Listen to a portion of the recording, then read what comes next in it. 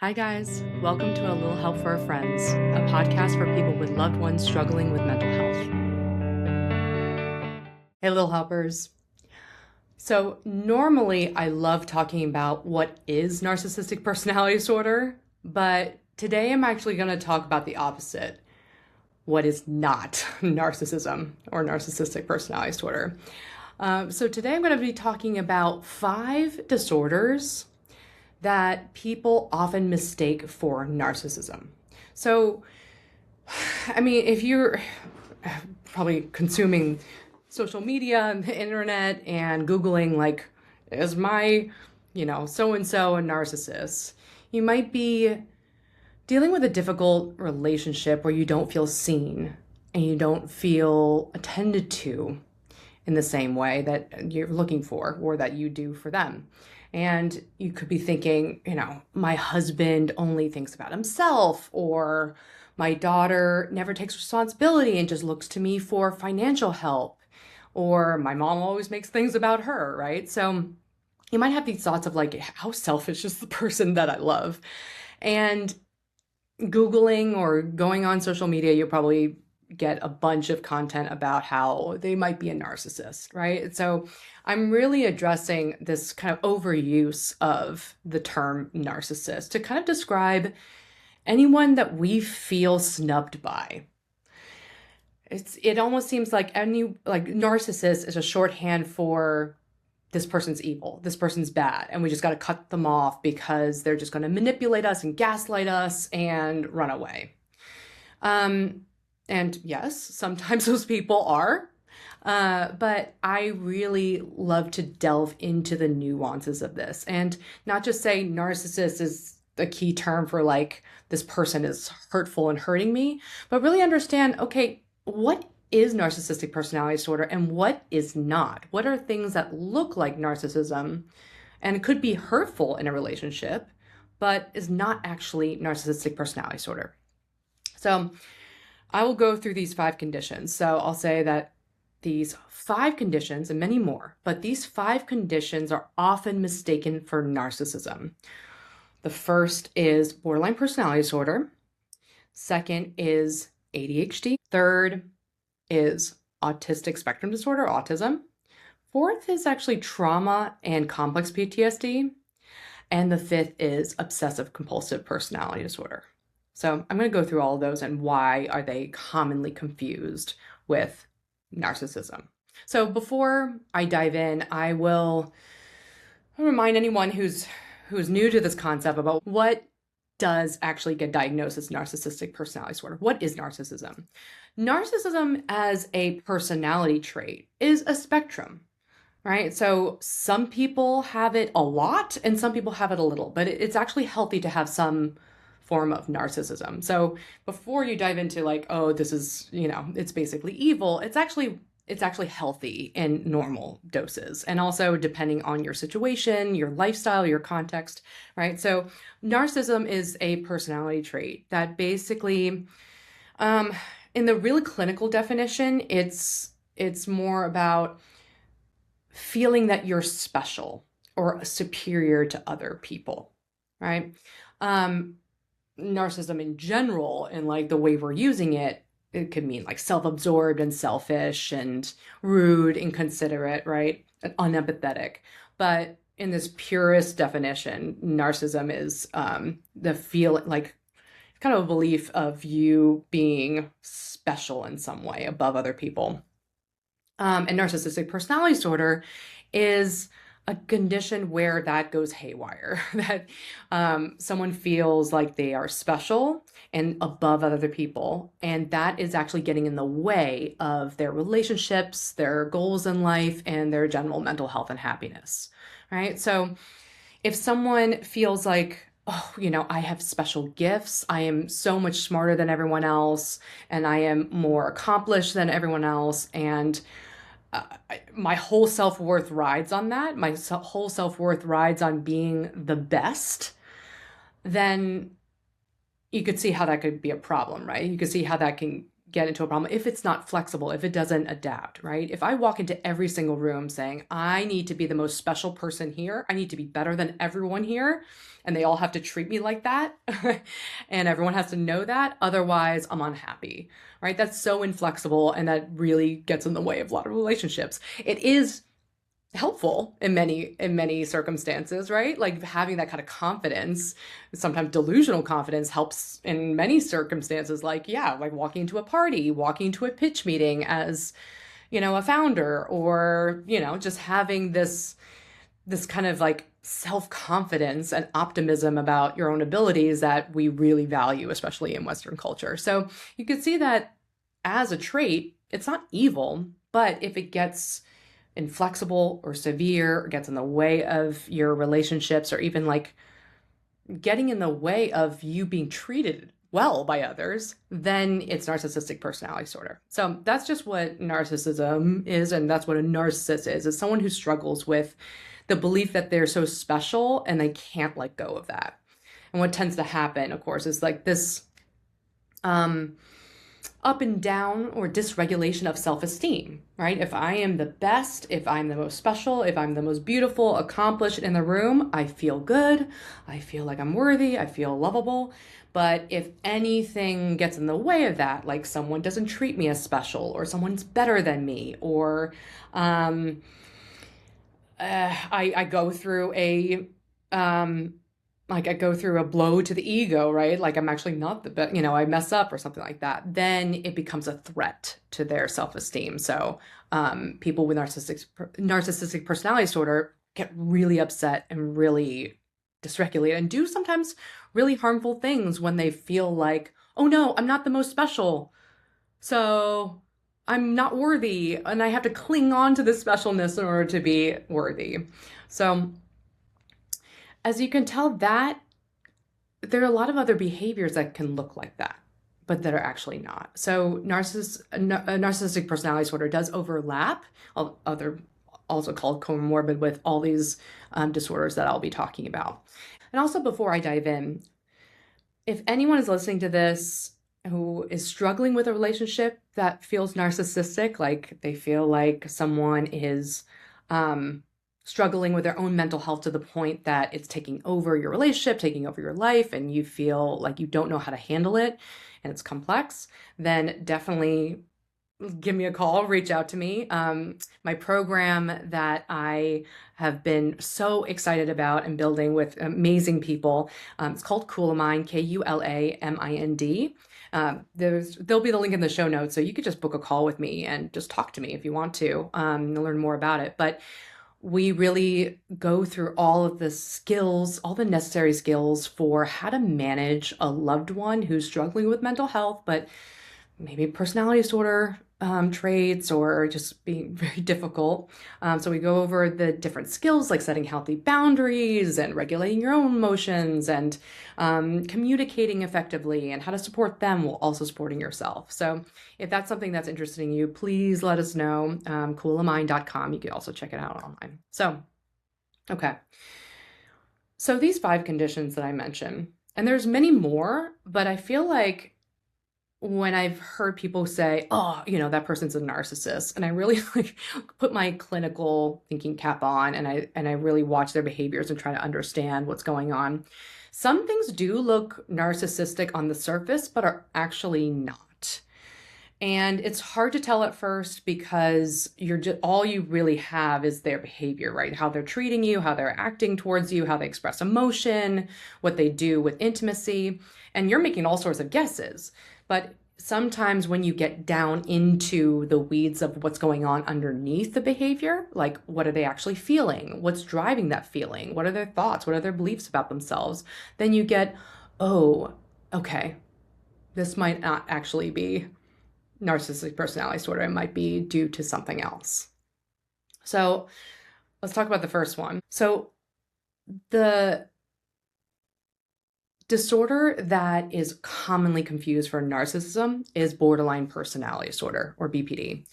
I talk about BPD a lot on this podcast. You could listen to a bunch of the other episodes that really break down what BPD is. But BPD and narcissistic personality disorder, NPD, they are both considered cluster B personality disorders. In the dramatic, I don't like that term, but the cluster B disorders are like histrionic personality disorder, BPD, NPD, and antisocial personality disorder. So it's all these interpersonally dramatic or high conflict disorders, and BPD and narcissism are constantly confused for each other. And to be fair, there is a lot of overlap between those two disorders. Actually, the different studies say different things, but 13 to almost 40% of people with BPD also meet criteria for narcissistic personality disorder, NPD. So it's tough because they feel like very different types of people, right? People with BPD, you feel the sympathy towards. There's a lot of like this emotional chaos, but people often feel more sympathetic towards people with BPD, whereas narcissistic personality disorder basically means that they're evil, which I don't agree with. But again, when we talk about just like misconceptions, we have sympathy for BPD, but narcissists, you're like, no, it can't be. And only when people are really angry or frustrated with that person, then they're like, they're a narcissist. But there is a lot of overlap. And I think that the key similarities are that there is a lot of conflict, right? Both BPD and NPD, there's a lot of arguments. There's a lot of disorganized attachment. There's a lot of really unease with intimacy.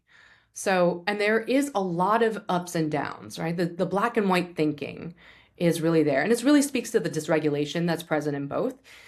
And I'll talk about the differences, but there is a lot of, if you love someone with one of those disorders, you could feel like the best thing in the world one day. Like they see you, they idealize you, you're on a pedestal, and then the next day you're garbage and they want nothing to do with you.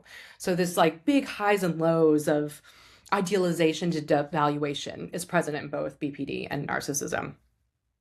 There's a lot of lack of taking accountability in both disorders. And I think because both people with narcissistic personality disorder and BPD have a lot of shame.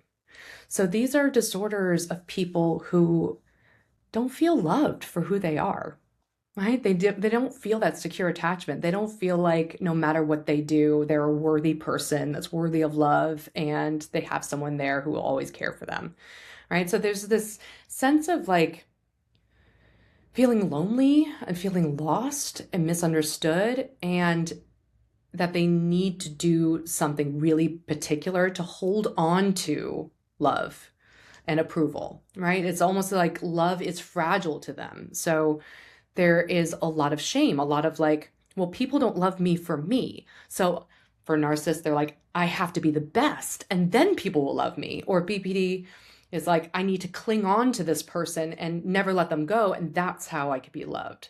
So it's a lot of feeling like, it's a lot of shame driven. It's a lot of shame of like, I will be rejected for me, for who I really am inside, right? So the shame behaviors in both narcissistic personality disorder and borderline personality disorder are really common.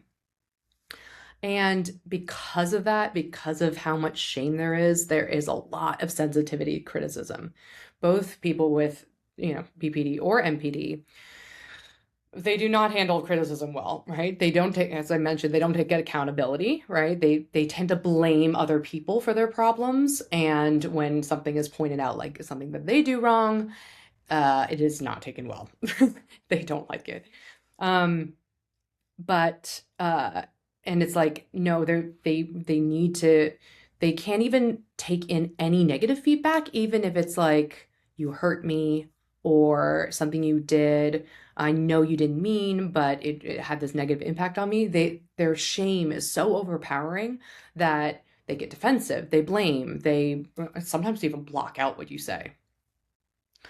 So there are, as you can tell, there are a lot of similarities with BPD and NPD. So it's hard to tell what's what. And I still find it confusing. There are many patients who come in for, borderline personality disorder that I'm like, there's something that feels narcissistic, right? There's in both of the disorders, they have this like this immature feeling, and I don't mean in a mean way, but it's like they're young, right? I always talked about BPD as feeling like it's young, like a 3-year-old, especially emotionally, and a narcissist is more like an adolescent, right? It's like one is struggling with emotion regulation and one is struggling with identity, but it feels young. So there is naturally this like inward focus, this selfishness, this I got to protect myself at all costs. And even if that means blaming you. And I get upset by things that people should be able to handle, right? Like criticism or feedback or some space in a relationship or not being the best, not being the most attended to. So there are times when people, even with BPD, feel narcissistic. They feel selfish, feel self-absorbed. And that happens with any intense emotion, right? There's this selfishness that comes when you're really, really upset.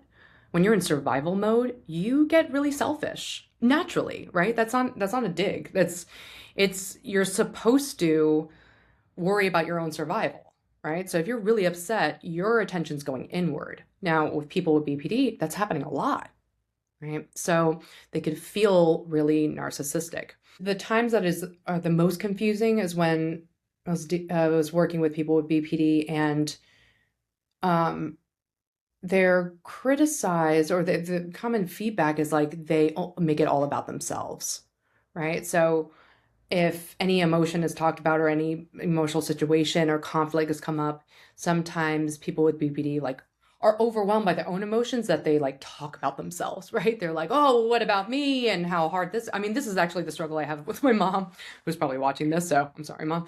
But sometimes when she feels like when there's an emotional situation and I'm expressing how I feel, she will bring it about her and how she feels, right? And she doesn't mean anything bad by it, and that's just the way way she could connect to what I'm saying, but it feels self-absorbed, right? It feels like I'm not seen, and it feels like the emotional space is all taken up by the other person, and I just have to, and my response to it is just kind of being like, okay, yeah, my emotions don't matter. But that is really confusing with people with BPD because they're like, well, I'm feeling this and I'm feeling that. What about me? And you go, hey, but when you scream at me, it really hurts my feelings. And then they don't want to hear it, right? So it's almost like they get to dominate the emotional space. But the difference is that, as I kind of mentioned it, the difference between narcissistic personality disorder and borderline personality disorder is narcissists are concerned with their self-esteem, needing to feel special in a sort of social hierarchical way. Like I need to be the top and the best at these like societal metrics of what's good. I need to be the richest. I need to be the most beautiful. I need to be the most accomplished. Everyone needs to pay attention to me and praise me and treat me like I'm special. I only get into the elite special groups and places at the restaurants and stuff. Like I need to be on top. Whereas people with BPD don't actually, and in its purest form, they don't, being on top is not the priority. What's the priority is keeping close to someone, right? Like to having that intimacy. They feel like they are so unstable and so, their lack of sense of self, they don't feel like they're anything on their own. So they feel like they need a person, need closeness to feel whole, to feel regulated. So that's why that feels even younger. It feels like 3-year-old, where you see like these younger kids. It makes sense, right? They get really, really upset if they're away from their caregiver. It's a similar kind of feeling I have with people with BPD. So they care more about not being abandoned and the pain of being abandoned versus with narcissists, they're like, I mean, it is a similar thing of abandonment. They want approval, but they want a specific kind of approval of like, I am on the top, right? It's not necessarily like I need to be connected to one person or I need this intimacy, but I need to be the top. And yes, that's a means to an end that makes people love me and stay with me.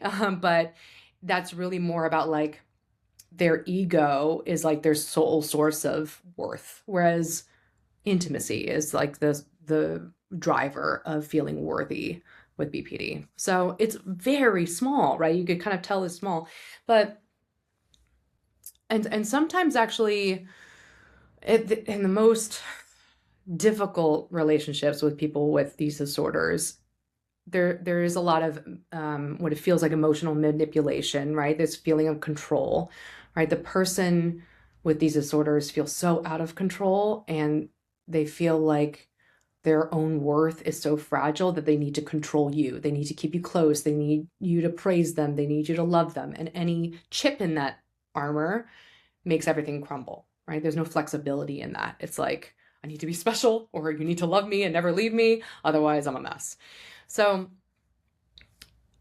but the key drivers are very different. BPD is, I'm scared that you're going to leave me, whereas narcissistic personality disorder is, I'm terrified you'll devalue me. You won't respect me. You won't see me as special. So they can look identical, but the key thing is if you feel like pulled by them, with BPD, they want you close, and with NPD, they want you lower, right? So you could see that it could be very similar behaviors driven by different needs. But they could still look very dysregulated. They both have anger issues. They both lash out. There's both, like I mentioned, ups and downs. So it can look very similar.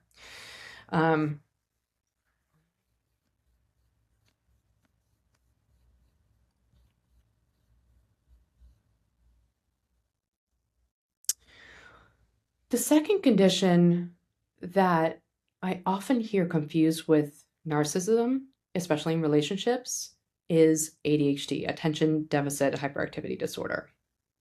Now, again, this is a condition that often overlaps with narcissism. So people who have ADHD often have narcissism, and vice versa, right? So the way it could look similar, though, is a person with ADHD is really forgetful, is really inconsiderate, is sometimes really selfish. I mean, I'm thinking about my ex-husband, and I mean, I still don't know if I could classify the behaviors that really hurt me as ADHD or narcissistic. So ADHD in this core, I mean, that ADHD is another totally overdiagnosed condition in my opinion, but because so many disorders have attention issues. So the key thing with ADHD is it looks like basically that people with ADHD have a hard time controlling their attention, right? They can stare at a video game or a TV for really long periods of time, something that they like.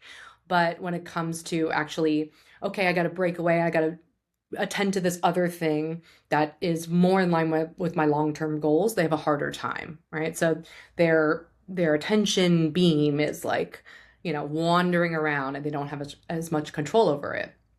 Now, the way it looks like narcissism is that, well, I think that we, in general, in our relationships, really understand care as signs of someone considering us and considering our feelings and needs outside of their own, right? So someone who thinks about what you want for your birthday, or thinks about what will make you happy, and remembers important details about you because they really want to get to know you. So people with ADHD have a hard time doing that. And with my ex, it looked like that, where he looked like he was in his own little world, in his own little head. Not little, but he was in his own little world, and things that he promised me, things that he said he would do, he didn't do, or forget about it. Like he would offer, I mean, sometimes he was really kind and would offer to do the laundry, but then would leave the laundry wet in the basement for days on end. And that really did look like I wasn't being considered, right? It felt like, it felt like self-centered, because he would go off, he would leave the laundry and go and do other things. He would play guitar and just hang out and do things that he wanted. So it felt really like, you're not considering things that are important to me. You're just doing what you need. And the feeling of people with ADHD and narcissism could be similar, because it feels like almost like boyish, almost like childish. Like I want to be fun and free and pay attention to all these different things and follow things that interest me, instead of like, what do I need to do to show that I care for this other person? What do I need to do to be responsible? What I need to keep track of? So it has this immature feeling. And the struggle to follow through on promises, or to even pay attention to what you're saying, like in conversations, right? Sometimes they'll be on their phone and you'll be like, this guy doesn't care about me. This guy's a narcissist. But it could be ADHD. So I find this really hard to piece apart, because people with ADHD often focus more, their attention is captured by the things that interest them, right? Like video games, or, like, I don't know, whatever they want to do, even work sometimes, like, whatever is interesting to them, they get hyperfixate on. And that could look really selfish. And I've had issues with friends who would blame it a lot on ADHD, like, forgetting to let me know when they're going to be at a certain place, or just forgetting to coordinate, or forgetting my birthday, or being at a party, or being in a situation and they just kind of wander off and do their own thing when they were supposed to hang out with me, let's say. But all this kind of like attention outward and away was explained as ADHD. And sometimes I wondered if it was ADHD or was it narcissism, right? Because they're focusing on the things that they care about, and the things that they care about could be self-centered, right? Like, like times when I'd be upset where like they would really think about how to show up for like the guy that they're chasing, instead of show up for me the same way, or a friendship, right? So, or like this party example, I'm thinking of this one friend who would often attend to whoever was flirting with them, or was like paying attention to them in that way. And that could be an ADHD thing, right? It's fun. Like they get wrapped up in social situations, and they are going to like the most exciting things, but it's also going to things that boost their ego, boost their self-esteem. So what happens when someone is so fixated, or their attention is grabbed and pulled away by things that make them feel special, right? Then the blend of ADHD and narcissism is really confusing. But the way to differentiate them, to be like, okay, is my husband suffering from ADHD, or is it narcissism? Well, it's again looking at the motivations underneath, right? So if the partner is really caring and thinking of you and empathetic and paying attention to your needs and emotions, but it's inconsistent, even when they care, then it might be more in the ADHD realm. But if it's all about, if their attention is always drawn to things that boost their ego, right?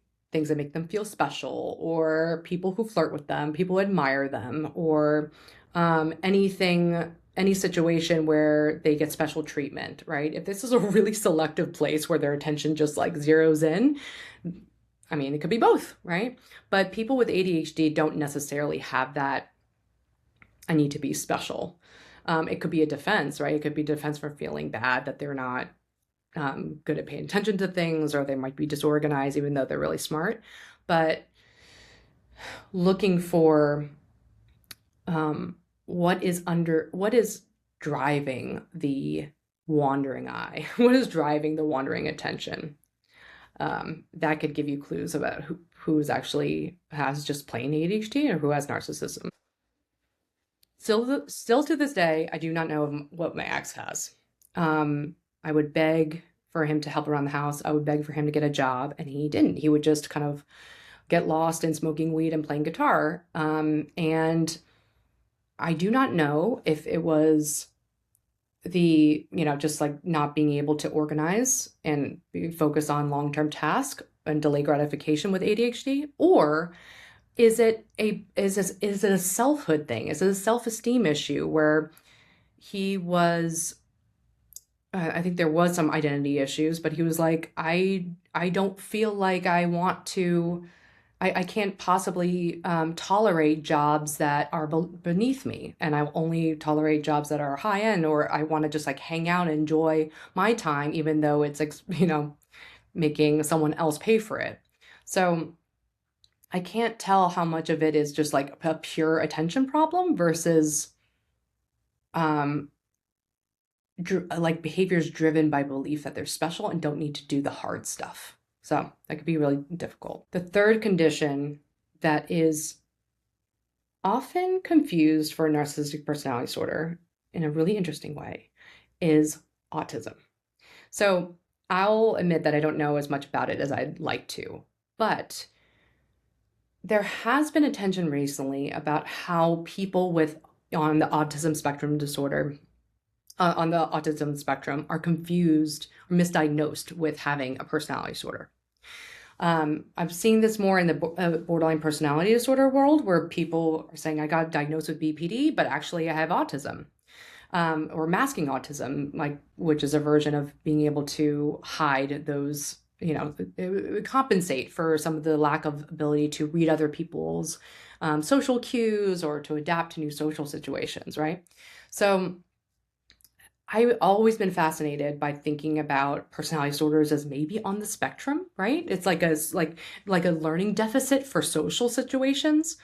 But that I could go on a soapbox about that, so I'll spare you. But it's always fascinating to know, like, when people have a personality disorder and can't adapt their behaviors, like, oh, I need to be special, I need to be the most beautiful, but that is actually getting in the way of the relationships. Why don't they adapt? That's something that we see in personality disorders, but also autism, right? So with autism and narcissistic personality disorder, there are some things that are similar. One is the lack of empathy.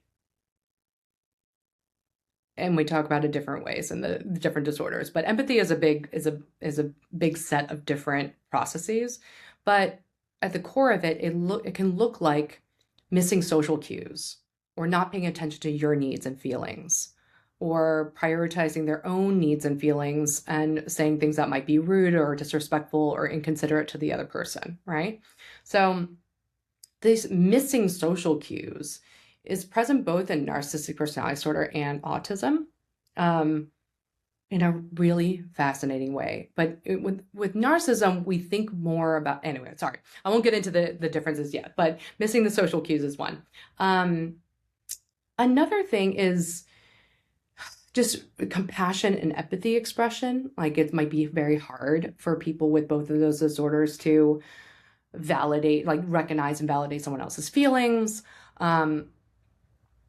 And there is like this kind of self-focus. Sometimes patients that have had both with either autism or NPD, they talk a lot about themselves. They just sit and talk about their interests for very long periods of time without reading any social cues that I like, not listening, or we want to talk about something else. They kind of get lost in their heads and talk, right? And the key part that I always see as like maybe an underlying transdiagnostic process, something that binds the two disorders together, is rigidity in social situations. So I thought about this first when I was teaching DBT group, dialectical behavior therapy group at Duke. And we would often get people in the group that had borderline personality disorder mostly, but had all different kinds of disorders that were just interpersonally difficult. And I remember this one man joined for a very brief period of time, and he was interpersonally odd. He kind of made really intense eye contact and just like had this posture. He came in and was just, everyone felt that he was really rude. Ugh. Um, he, I don't know exactly what his diagnosis was, but everyone in that room, unfortunately, was like, that guy's a narcissist. And he was, he just asked questions really intensely. Like he just was like, he said to my co-leader, like, how long have you been doing this? And my co-leader was like, oh yeah, 2 years. I've, been teaching group. And he was like, oh, not very long then. You're not very experienced. Right? Which was super devaluing and kind of humiliating, and rude. But I remember thinking like, there was something about it that didn't feel like he meant to make him feel bad, but it was like matter of fact.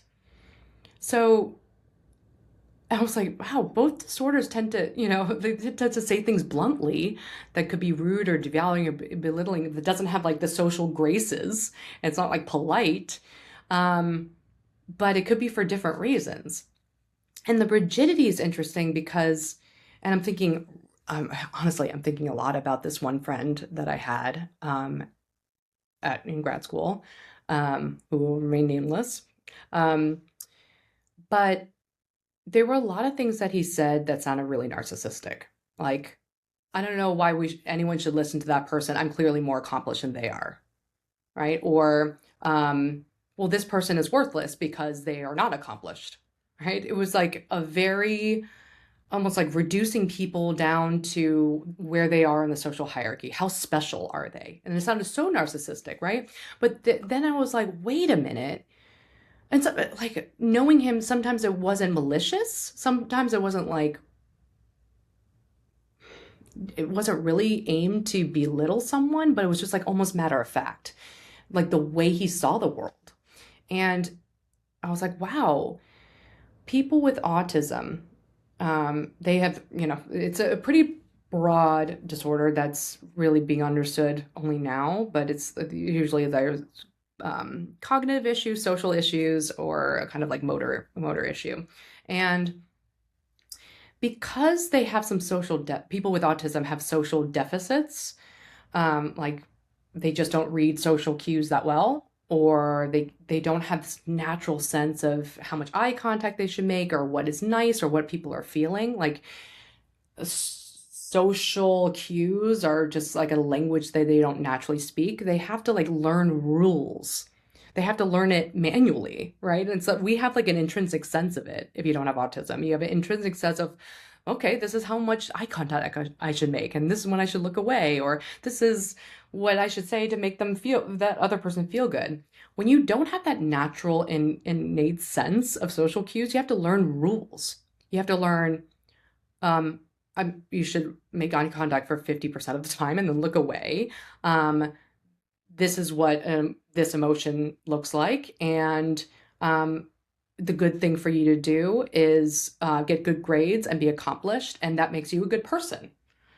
So there's all these rigid rules in both narcissism and autism, right? Like with narcissism, they're like, a person is worthy based on their social hierarchy, their specialness compared to other people. Well, if someone with autism has learned that, and especially if they are talented in some way and they've like become, accomplished or special because of their gifts, that might be confused. But of course, there are main differences with people with autism and narcissistic personality disorder. So I think there should be more research on this. But people with narcissistic personality disorder might be able to read social cues, but they just might not care. They might be able to read how you are feeling and what you need and what you care about, but they might not care because they are more self-focused. Whereas people with autism, it's kind of like, can they not hear or are they deaf, right? And people with autistic on the spectrum might be more deaf. They might not be able to pick up on the cues. People with autism actually do care really deeply.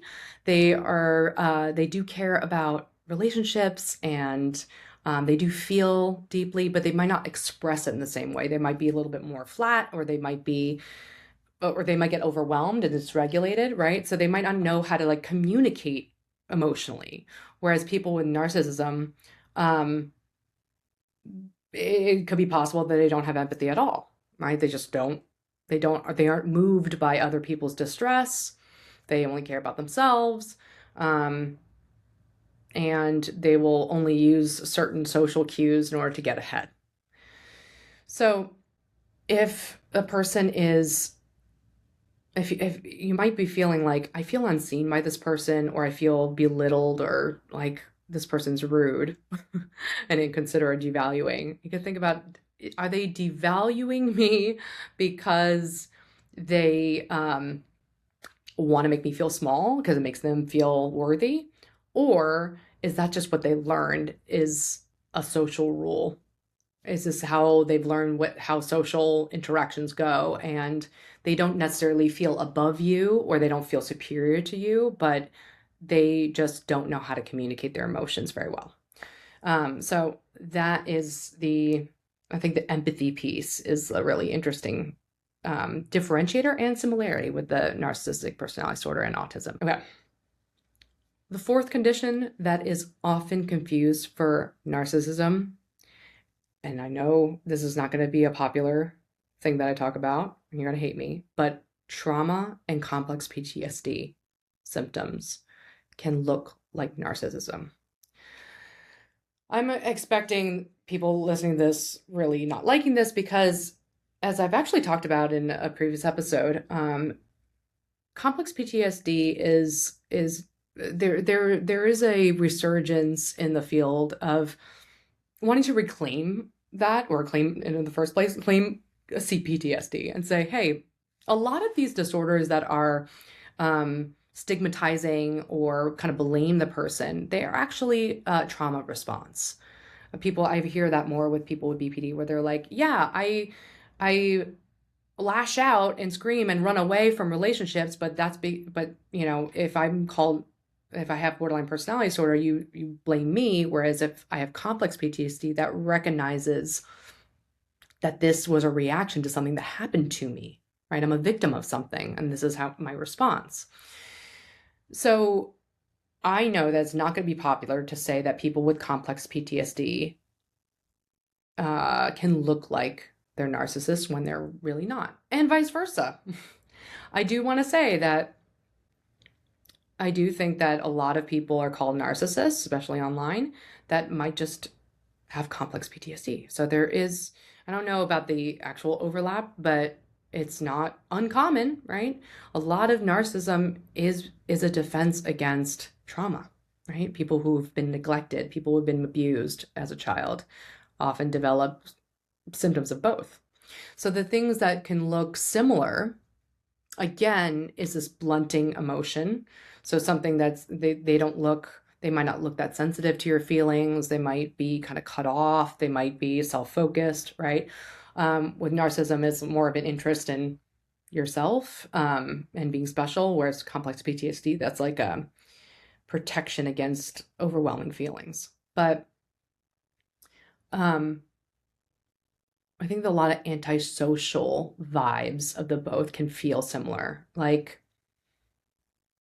both people with narcissistic personality disorder and complex PTSD can be self-sufficient to a fault, right? I'm the only one who can do things and take care of myself. I'm defensive, like I don't take criticism very well. I'm the only one who matters. I'm the only one who I can rely on. And they don't trust other people, which can be devaluing, right? So I see in complex PTSD often people don't trust others, right? Because there's a history of being abused or hurt or left by other people. So relationships and secure attachment is like not, it's fragile for people with complex PTSD. So they don't trust anyone. It's like like when they go out and date, they might be like, oh, that person went to this school and it isn't as good as what I think. Or I mean, I've often hear that they'll be guarded against people who don't meet like certain criteria in dating, right? They're just not as smart, or they're not as accomplished, or they I don't know, haven't been in a relationship for a while. So people with both disorders will look for reasons to push someone away or even like devalue them. People with complex PTSD, it's almost just like a wall. It's like, I can't get hurt. I can't get close to someone. It's too hurtful. So I'll keep them at arm's length. Whereas people with narcissism are like, I keep them at arm's length and down. And of course, that could be sound similar, right? You could both people can sound snotty, right? Like, oh, I'm not going to date that person because, you know, they came from a worse school than I do, or they came from a bad neighborhood. Well, that could be a trauma response. Like, the idea of letting someone in and trusting someone is so scary that I'm going to look for reasons why they're not worthy, or I shouldn't rely on them. I shouldn't open up to them, right? But complex PTSD is all about not triggering the memories of what they've been through, not opening up those wounds, that trauma. Whereas with narcissism, yes, there are a lot of wounds, but it might not always be the case. People with narcissism might not have a history of trauma. They might just be like, I don't have any traumatic, overwhelming memories where my safety was at risk about this, but I just think that people who go to crappy schools are not worth my time, right? So it's this pushing away, it's this distancing from other people that feels similar to complex PTSD and narcissism. And along with that distancing is a distrust, right? It could be even like paranoid, right? It could be like, you're not worthy, I can't trust you, I can't rely on you, you're dead to me. And it could have like these elements of paranoia, like everyone's out to get me, or I think you mean harm to me, right?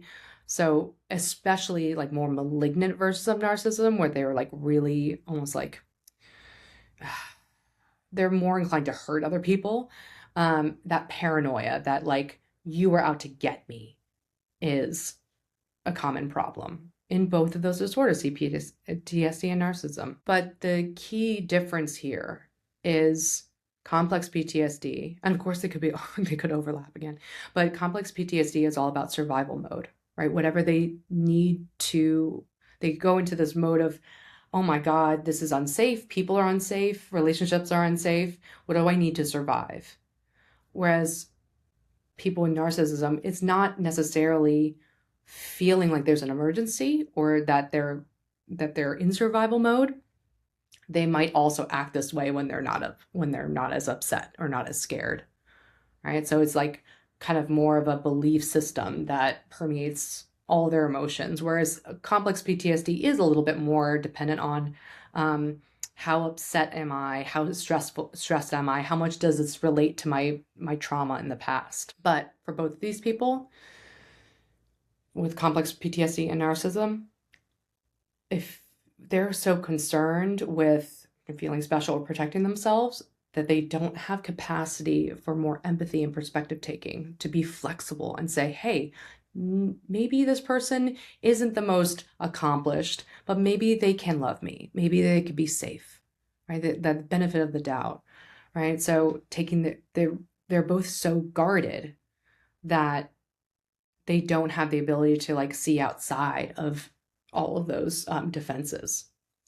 And yeah, I mean, I do have to say that a lot of cPTSD behavior looks narcissistic, which people don't like, because when you think of complex PTSD, you think I'm the victim. And then online, you would say that narcissists are like evil manipulators. So the idea that someone can be both seems to blow people's minds.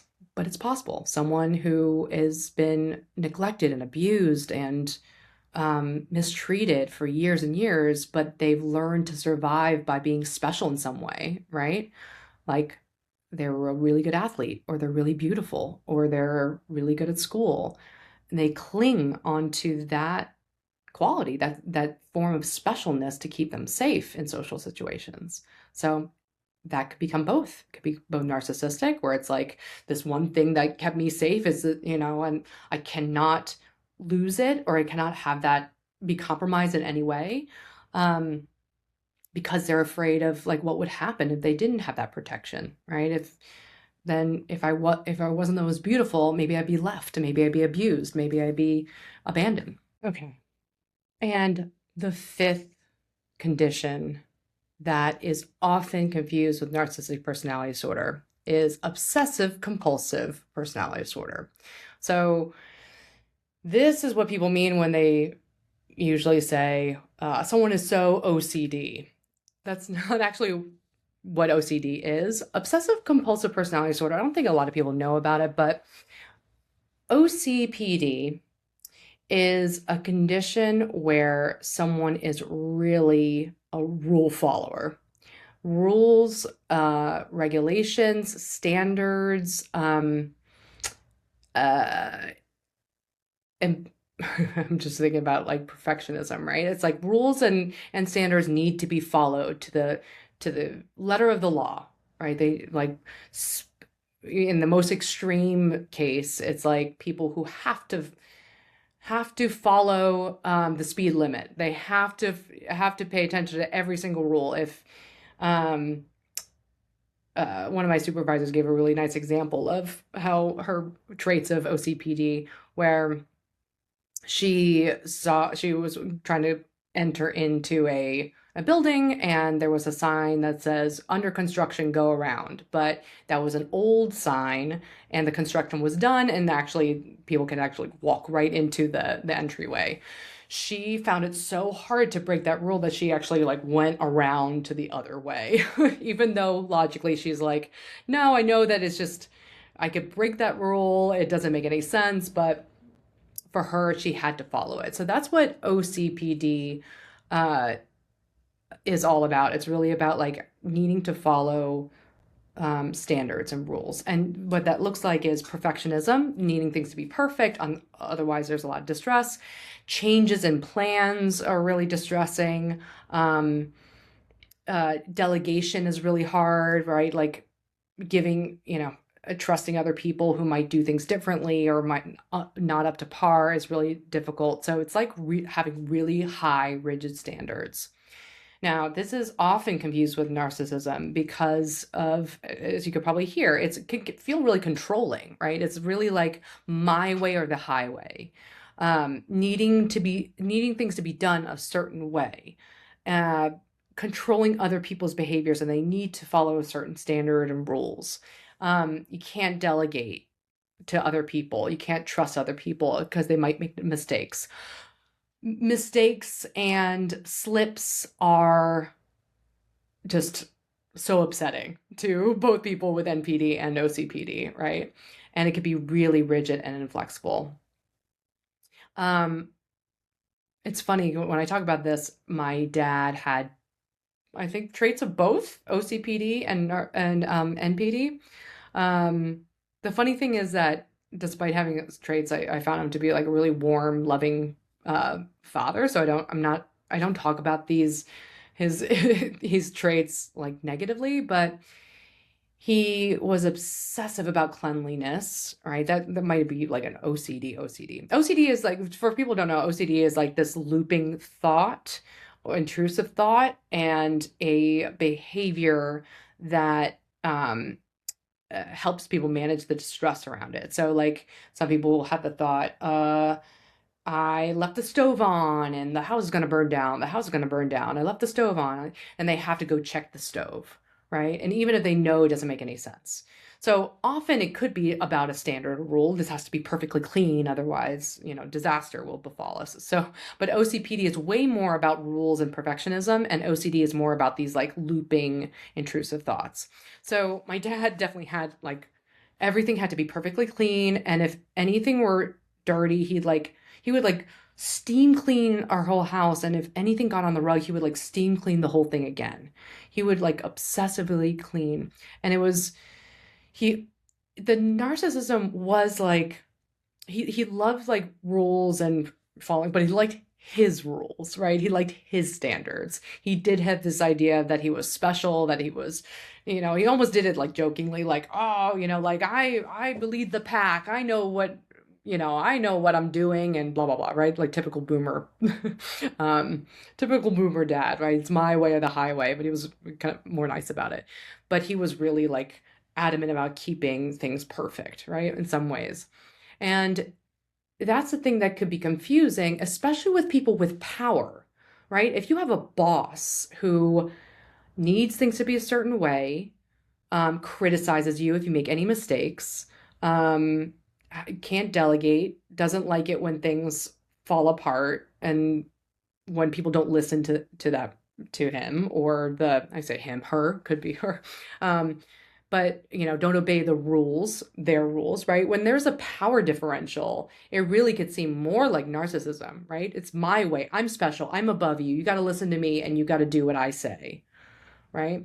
But with narcissism, it is way more about the ego. It's way more about I am better than everyone. I'm the top here, and people have to act accordingly, right? So it's a little bit less about perfectionism and a little bit more about um, the world has to reaffirm my belief in me being on top and superior. Whereas OCPD, you can have that. You can have narcissism being like my way or the highway, but it's way more an interest in things being perfect and things following what's expected or the rules, even if it's not anything about them, right? They might be like, people with OCPD are like, I gotta follow the law no matter what. I gotta abide by the law, or I have to play the game. I can never cheat, or everything has to be super clean and perfect, otherwise it's terrible.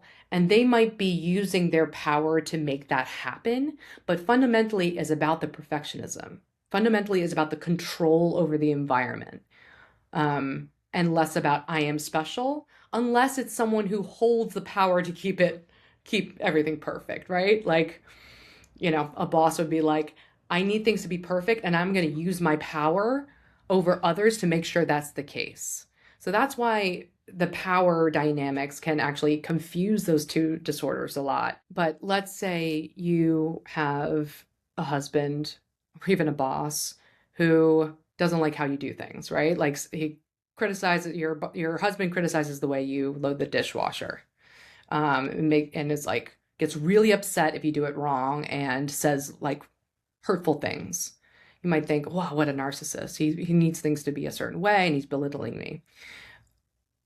You could pay attention if it's a matter of, is he upset because you're not following the system? You're not following that idea of perfect?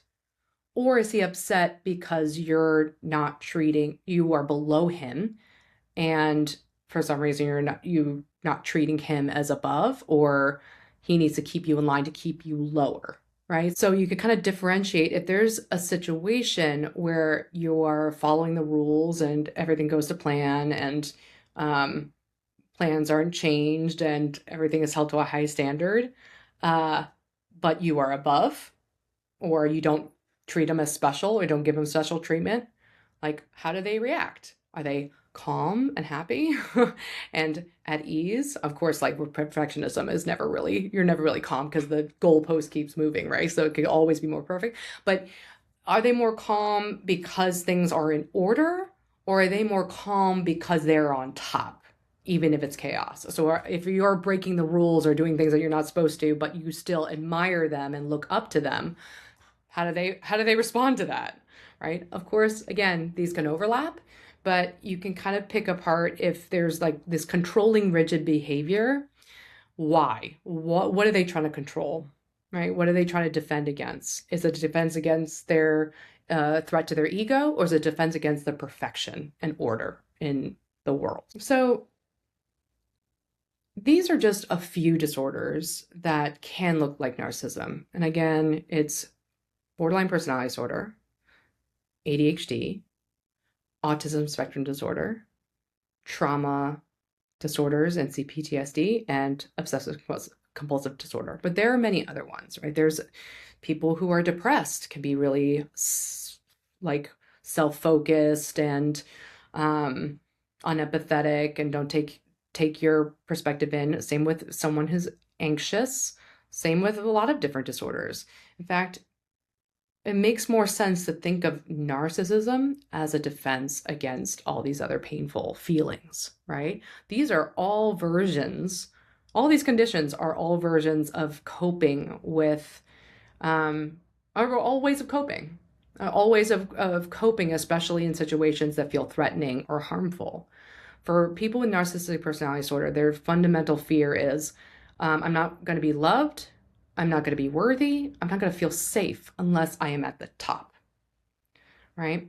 And for other kinds of disorders like obsessive compulsive personality disorder, it's like I'm not going to be safe unless there's order. Or cPTSD is I'm not going to be safe unless I'm self-sufficient and I have distance, right? So these are all just defenses against feeling vulnerable, right? Especially from experience of trauma. And these often all affect relationships, right? Because reading your emotions, responding to them, considering your perspective, following through on commitments to you, that takes a lot of flexibility and openness and in a level of safety that some people don't have. Some people don't feel safe enough to get out of their survival mode, which is really inward focused, and pay attention to what you want. So but no matter what it is, it's painful, right? Like even if my ex was not a narcissist, didn't think he was special and above like normal jobs, and it was more just he couldn't get a job because he was just scattered and couldn't organize, it was still painful for me as his partner who was like, have to compensate for that, right? And so when we get angry, we might go online and be like, whoa, signs of a narcissist is when they don't care about your feelings when you're upset, and they don't think about you, and they try to make you do things by making you feel emotional or feel bad about it, right? Like we're going to look for, oh, they're narcissists, because that validates our feeling of like, I'm hurt by their behavior. They're thinking more about themselves than they are about me. But the truth is there are a lot of disorders that also make that behavior happen. And this is not a witch hunt. This is not like, ooh, how do we find out if he's a narcissist or not? But at least understanding the motivations underneath the hurtful behavior can help you understand what to do to get relief from them, right? Because then you can understand what triggers them, right? Is it mess and changes in plans? Or is it them feeling small compared to you, right?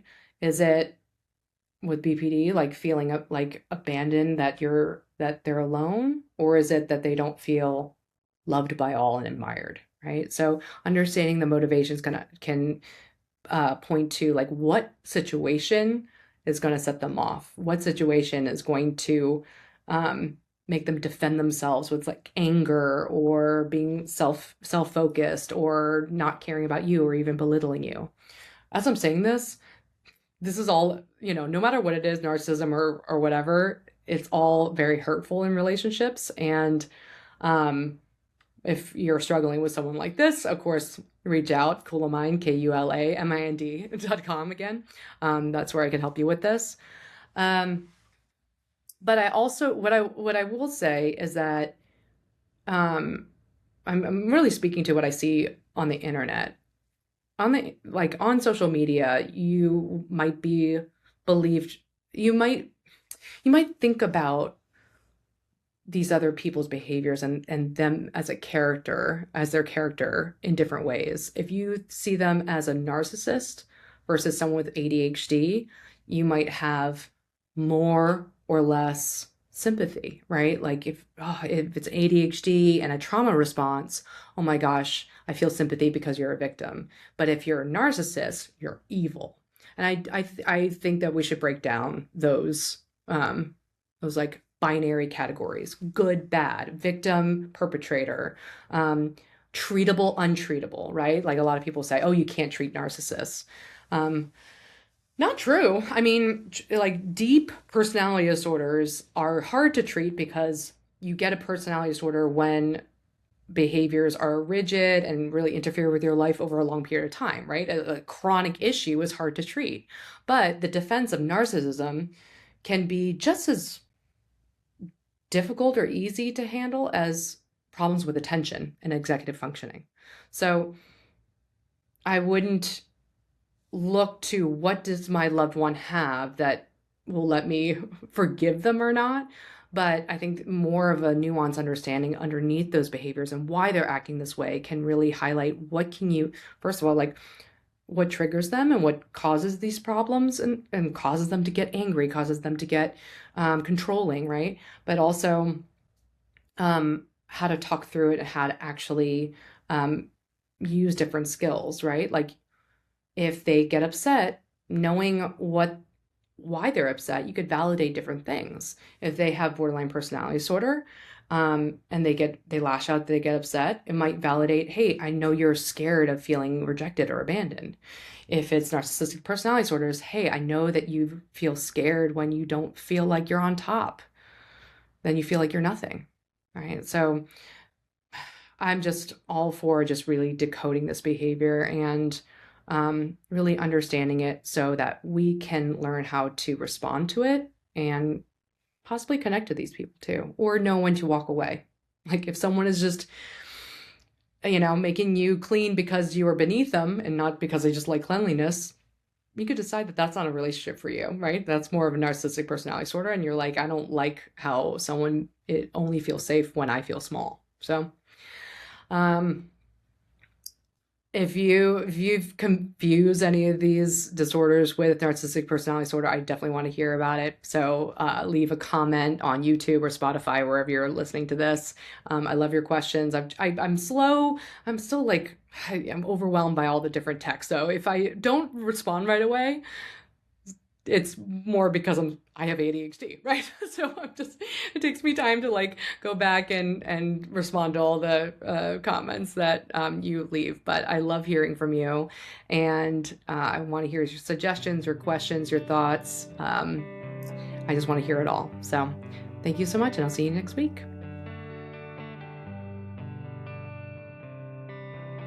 By accessing this podcast, you acknowledge that the host of this podcast makes no warranty, guarantee, or representation as to the accuracy or sufficiency of information featured in this podcast.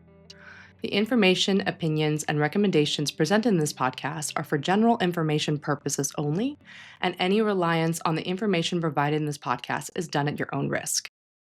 This podcast and any and all content or services available on or through this podcast are provided for general, non-commercial informational purposes only and do not constitute the practice of any medical or any professional judgment, advice, diagnosis, or treatment, and should not be considered or used as a substitute for the independent professional judgment, advice, diagnosis, or treatment of a duly licensed and qualified healthcare provider. In case of a medical emergency, you should immediately call 911. The host does not endorse, approve, recommend, or certify any information, product, process, service, or organization presented or mentioned in this podcast. And information from this podcast should not be referenced in any way to imply such approval or endorsement. Thank you.